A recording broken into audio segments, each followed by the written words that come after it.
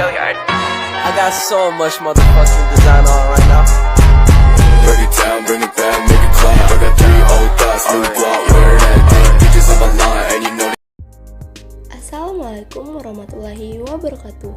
Perkenalkan, nama saya Barkatila Dava Dwitasari dengan NIM 2220201063. Di sini saya akan menjelaskan sedikit mengenai energi panas.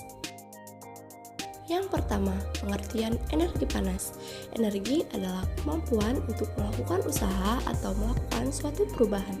Energi panas merupakan hasil sampingan dari perubahan bentuk energi lain. Energi panas dapat bersumber dari api, gesekan, dan sinar matahari. Yang kedua, sumber energi panas. Yang pertama, matahari. Matahari merupakan sumber energi panas terbesar bagi bumi. Semua kehidupan dan energi di bumi tergantung matahari. Matahari memancarkan panas dengan zat radiasi, yaitu perpindahan panas yang terjadi tanpa melalui zat perantara. Yang kedua, api. Dalam pembakaran api membutuhkan oksigen. Contoh cara membuat api misalnya menggesekkan korek api. Yang ketiga, gesekan sebuah benda. Gesekan sebuah benda dapat menimbulkan panas. Sebagai contoh, saat kita menggosok-gosokkan kedua telapak tangan kita saat kedinginan, lama-kelamaan akan terasa hangat. Yang keempat, listrik. Panas juga dapat dihasilkan dari listrik.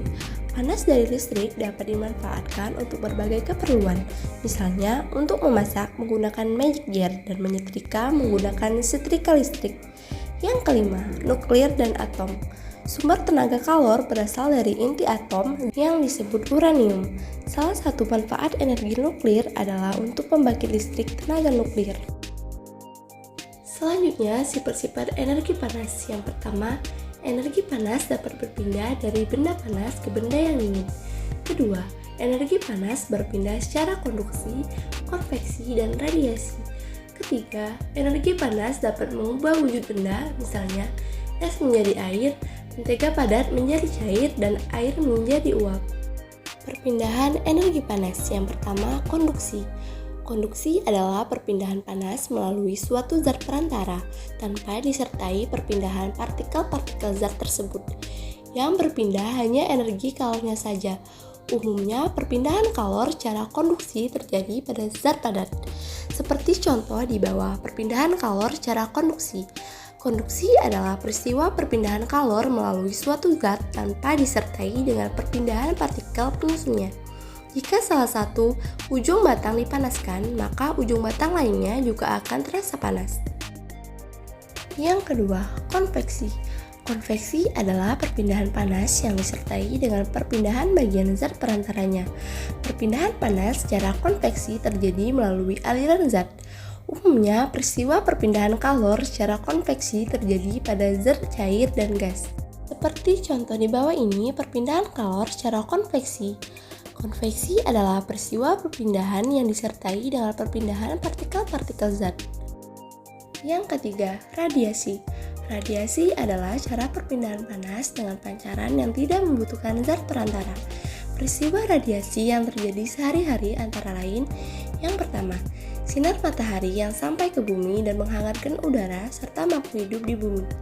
Kedua, tubuh terasa hangat ketika berada di api unggun. Panas dari api unggun tersebut dapat sampai ke tubuh kita tanpa melalui zat perantara, seperti gambar di samping, yaitu perpindahan kalor secara radiasi. Perpindahan kalor secara radiasi adalah proses di mana panas mengalir dari benda yang bersuhu tinggi ke benda yang bersuhu rendah. Panas tersebut dapat mengalir dalam ruang atau bahkan dalam ruang hampa di antara benda-benda tersebut. Yang terakhir, manfaat energi panas. Yang pertama, mengeringkan jemuran pakaian yang berasal dari matahari. Kedua, mengeringkan ikan, kerupuk, padi, dan kopi yang berasal dari matahari. Ketiga, pembangkit tenaga listrik yang berasal dari matahari. Keempat, untuk menerangi ruangan saat gelap yang berasal dari lampu listrik. Kelima, menghaluskan pakaian, yaitu dari setrika listrik. Keenam, memasak, yaitu berasal dari kompor. Baiklah, itu saja pemaparan materi dari saya. Semoga materi yang saya sampaikan dapat bermanfaat bagi kita semua. Apabila terdapat kesalahan, saya mohon maaf karena kesempurnaan hanya milik Allah. Wabillahi taufiq wal hidayah. Wassalamualaikum warahmatullahi wabarakatuh. I ain't fucking with these hoes,